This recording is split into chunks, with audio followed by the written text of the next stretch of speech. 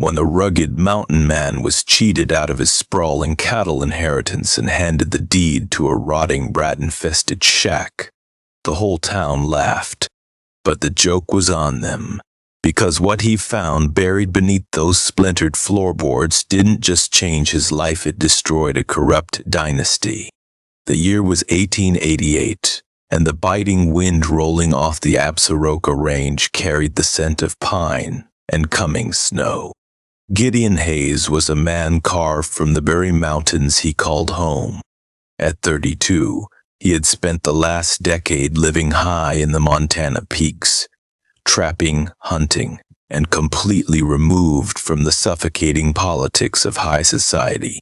He wore worn buckskin, a thick wool coat, and a rugged beard that hid a jawline set in permanent stone. He had only come down from the high country for one reason: a crumpled telegram sitting in his breast pocket.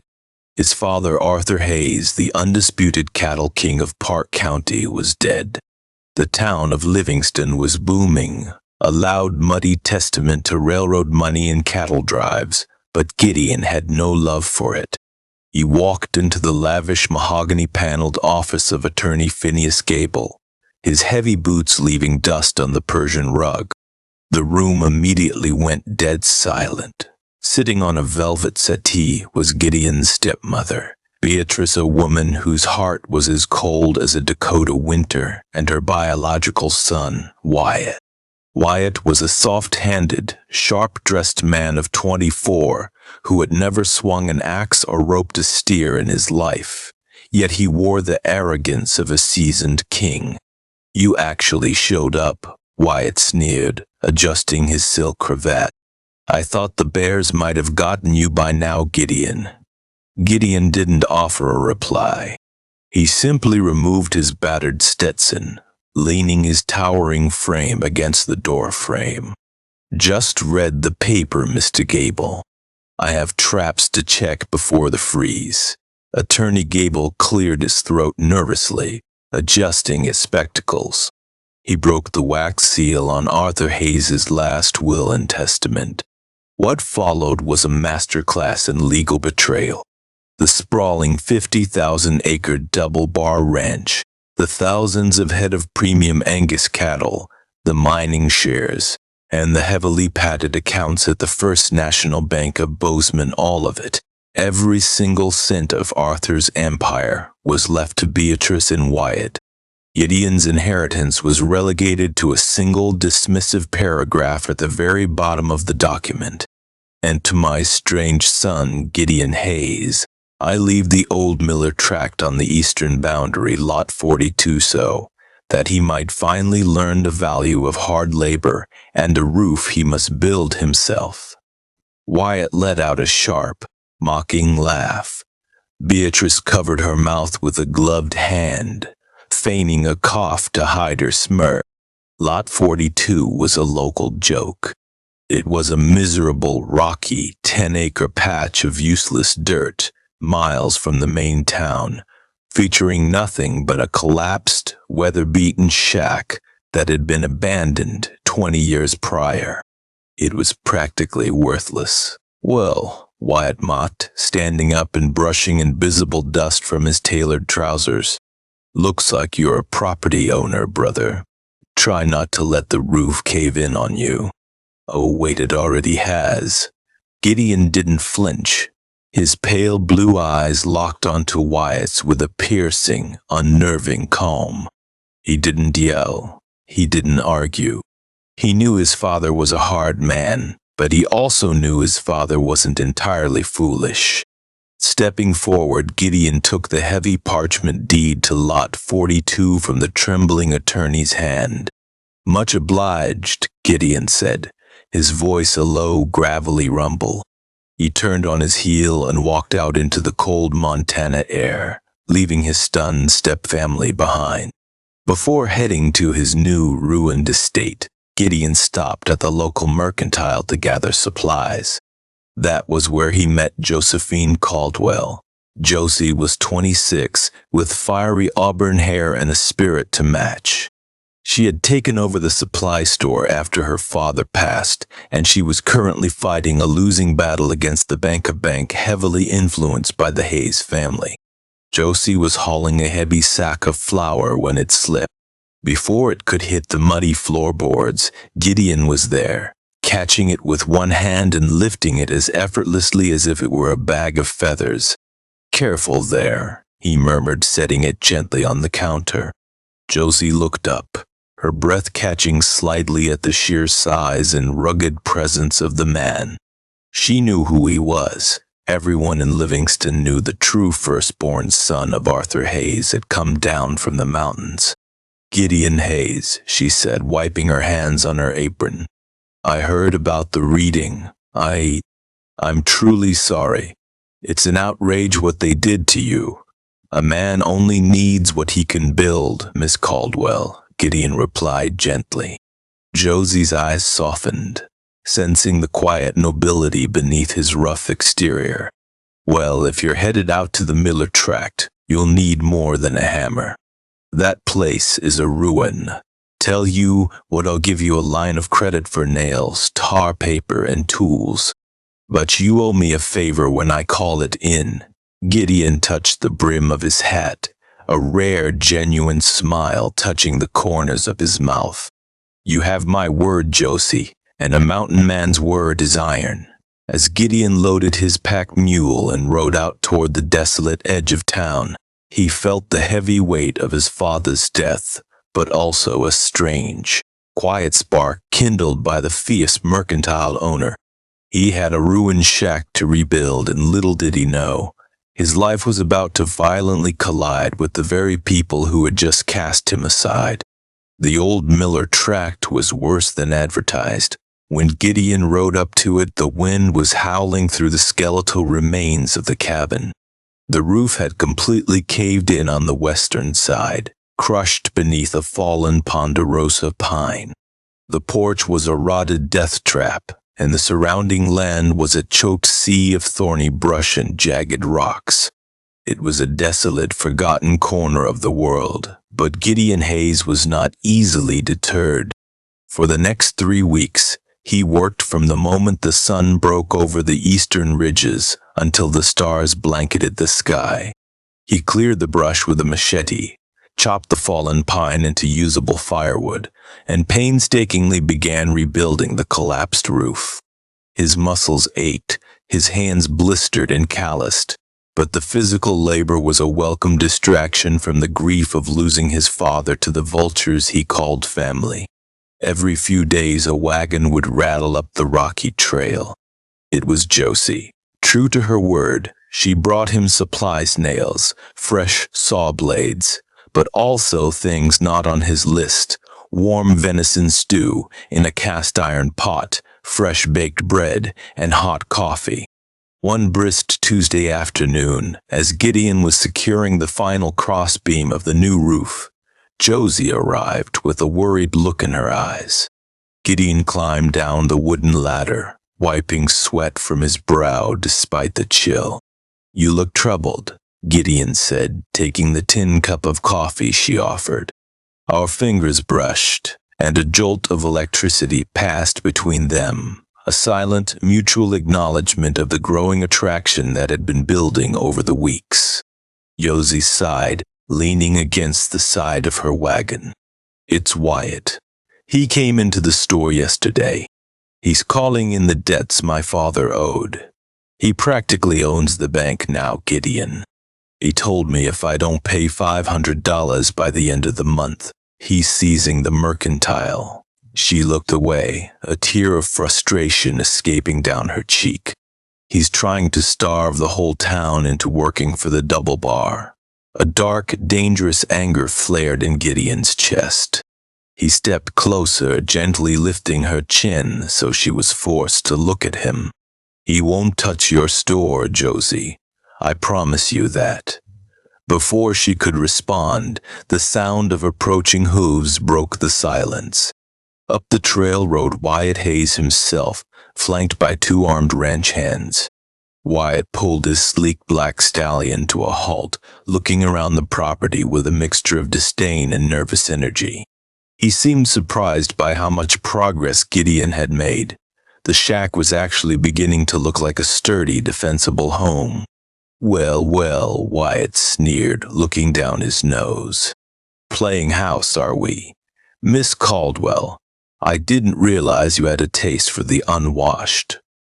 Gideon stepped protectively in front of Josie. State your business, Wyatt, or get off my land. Wyatt's smirk faded slightly, intimidated by Gideon's sheer size and the cold murder in his eyes. He cleared his throat. I'm actually here to do you a favor, Gideon. Mother and I feel guilty. Leaving you with this miserable rock, we're willing to buy Lot 42 off you. I'll give you $200, cash. Right now, you can take the money, go back to your mountains, and shoot bears or whatever it is you savages do. Gideon's eyes narrowed. Wyatt was greedy and vain. He wouldn't ride all the way out here to offer money out of guilt, and he certainly wouldn't pay $200 for land that was legally appraised at $50. Something was wrong. Wyatt was desperate, hiding it behind a veil of arrogance. The land isn't for sale, Gideon said flatly. Don't be a fool, Wyatt snapped, his face reddening. It's a worthless pile of dirt. I'm offering you a fortune. If it's worthless, then you don't need it, Gideon replied, crossing his arms. Now get off my property before I throw you off. Wyatt glared at him, his hands tightening on the reins. You'll regret this, mountain man. Both of you will. He shot a venomous look at Josie before wheeling his horse around and galloping off with his men. That evening, the sky turned a bruised, violent purple. A massive early-season thunderstorm rolled off the mountains. The wind shrieked, and rain lashed against the newly rebuilt walls of the cabin. Josie hadn't been able to make it back to town before the storm hit, so she and Gideon were huddled inside by the massive, original stone hearth. The fire cast dancing, intimate shadows across the room. They sat close on a wool blanket, the tension of the day melting into a profound, magnetic closeness. Josie leaned her head against Gideon's broad shoulder, and for the first time in his life, the solitary mountain man felt like he was home. Suddenly, a loud crack echoed over the thunder. A leak from the chimney had sent a torrent of water rushing behind the old stone hearth. The mortar, decayed from decades of neglect, gave way. A large, heavy foundation stone at the base of the fireplace shifted outward with a grinding thud, revealing a dark cavity beneath the floorboards.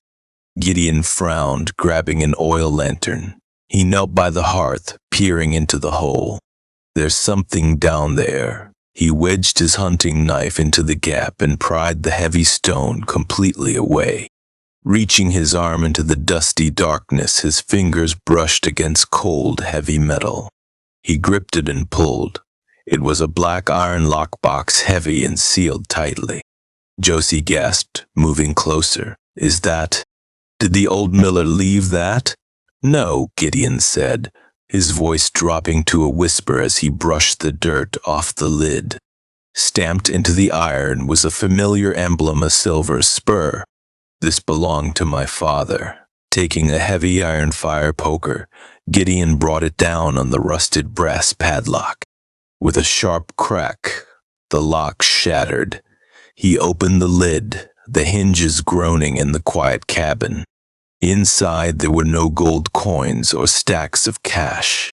Instead, sitting on top was a thick, leather-bound journal, several rolled-up architectural maps, and a sealed legal envelope. Gideon opened the journal. The handwriting was unmistakable. It was his father's. If you are reading this, Gideon, then my fears were true. I do not have much time left. Beatrice and Wyatt are poisoning me. They are doing it slowly, with arsenic in my tea, slipping it in when they think the old man is blind. But I see it all. I know what they are planning, and I have laid a trap.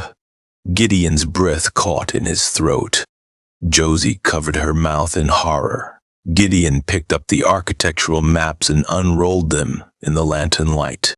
They weren't maps of the town. They were topographical surveys of the underground water tables of the entire county.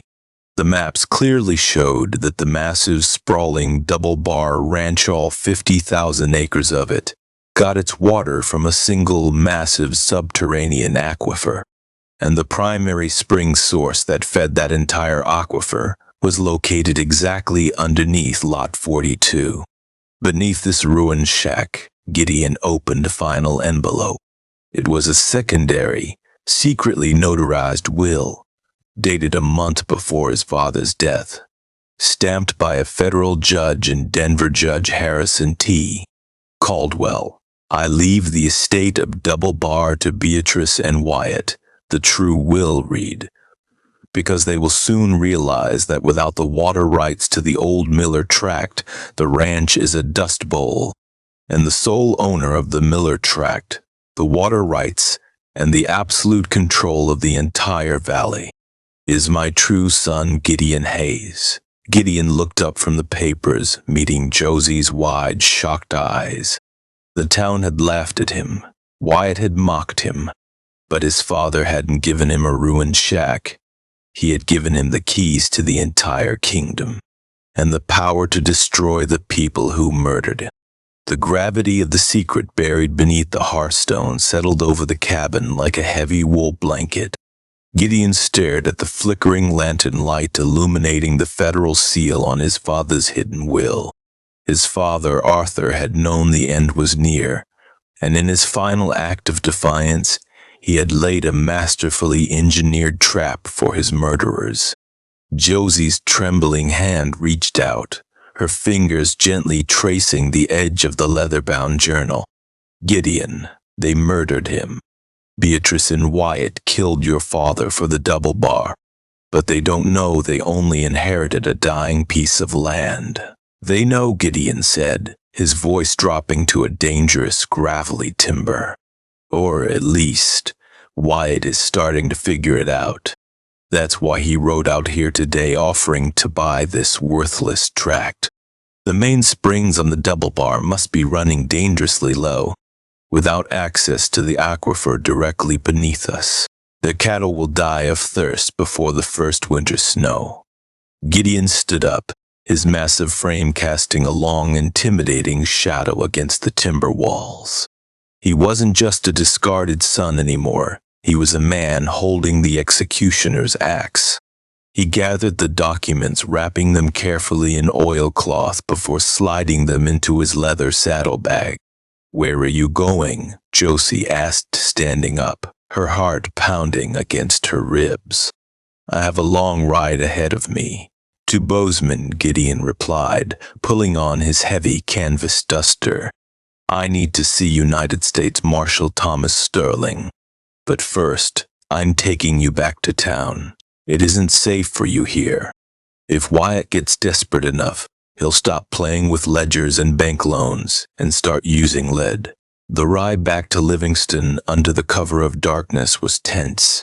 Gideon left Josie safely locked inside the mercantile with a loaded Winchester rifle and strict instructions not to open the door for anyone but him. Then he spurred his horse westward toward Bozeman, the cold night wind biting at his face. By the time Gideon reached the federal marshal's office the following afternoon, he was covered in road dust. Marshal Sterling was a hardened veteran of the frontier, a man with a graying mustache and eyes like chips of flint. When Gideon laid the oilcloth bundle on the marshal's desk and explained the contents of the journal, Sterling's expression hardened. To add weight to the claim, Gideon pointed out the notarized signature of federal Judge Harrison T. Caldwell. Sterling looked up, surprised. "Judge Caldwell? You know he's holding court in Helena right now, don't you? And he's a man who doesn't take kindly to conspiracy. I'll send a telegram to Helena immediately to bring the judge and a coroner down here. If your father was poisoned with arsenic, It will still be in his bones and hair. We'll have to exhume the body. Do what you have to do, Gideon said coldly. But I'm heading back to my land. Wyatt's patience is running out, and I intend to be waiting for him when it does. Meanwhile, back in Livingston, panic was setting in at the Double Bar Ranch. Wyatt paced furiously across the lavish parlor, his silk shirt stained with nervous sweat. Beatrice sat stiffly by the fireplace, her face pale. "The Eastern Creek is completely dry, Mother," Wyatt shouted, throwing a crystal whiskey glass into the hearth, where it shattered into 100 pieces. "The foreman says the cattle are already turning on each other for muddy puddles. Arthur must have diverted the subterranean flow before he died. It all funnels back to the Miller tract." Beatrice's eyes narrowed into venomous slits. "Then stop whining and fix it, Wyatt. Take the men. Take the Gentry brothers. I don't care what it costs. Burn that shack to the ground, kill the mountain man, and take the deed off his corpse. We didn't come this far to lose it all to a savage." That night, a heavy, suffocating fog rolled through the Absaroka foothills, blanketing the old Miller tract in a ghostly white shroud. Gideon had returned just before nightfall. He hadn't bothered to light a fire. He sat in the pitch-black darkness of the cabin, a double-barreled shotgun resting across his knees, listening to the symphony of the wilderness. He had spent a decade tracking grizzlies and mountain lions. He knew the sounds of the forest better than he knew his own heartbeat. And right now the forest was too quiet. The crickets had stopped. The owls were silent. Crunch. A single muffled bootstep on loose gravel outside. Gideon's eyes adjusted to the gloom. He slipped silently from his chair, moving like a shadow toward the back door. Wyatt hadn't just brought a few ranch hands. He had brought 5 heavily armed men, led by the notorious Gentry brothers' hired guns, known for doing dirty work across the territory. But Wyatt had made a fatal miscalculation.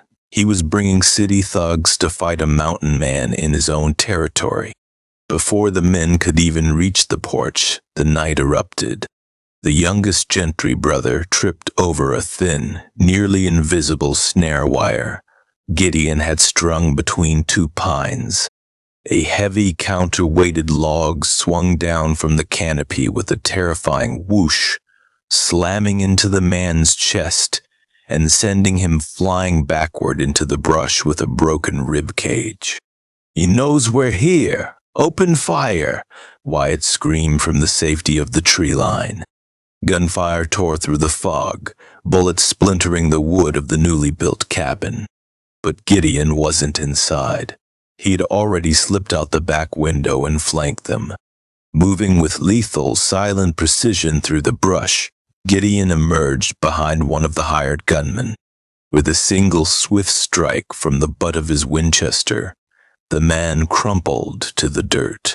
"Where is he?" one of the thugs yelled, firing blindly into the fog. Gideon racked the lever of his rifle. The unmistakable clack-clack echoed through the mist, sounding like the hammer of judgment. "Right behind you." He fired, shooting the gun clean out of the thug's hand. Panic set in. Within 10 minutes, the mountain man had systematically dismantled Wyatt's raiding party using the terrain, darkness, and psychological terror. The hired guns, realizing they were fighting a ghost who knew the woods too well, broke and ran, leaving Wyatt completely alone. Wyatt stumbled backward over a tree root, falling into the mud. He scrambled frantically for his dropped revolver, but a heavy leather boot slammed down on his wrist, pinning it to the earth. Gideon stood over him, the barrel of his Winchester aimed directly at Wyatt's chest. The fog parted just enough for the moonlight to illuminate the pure, unrestrained terror in his stepbrother's eyes.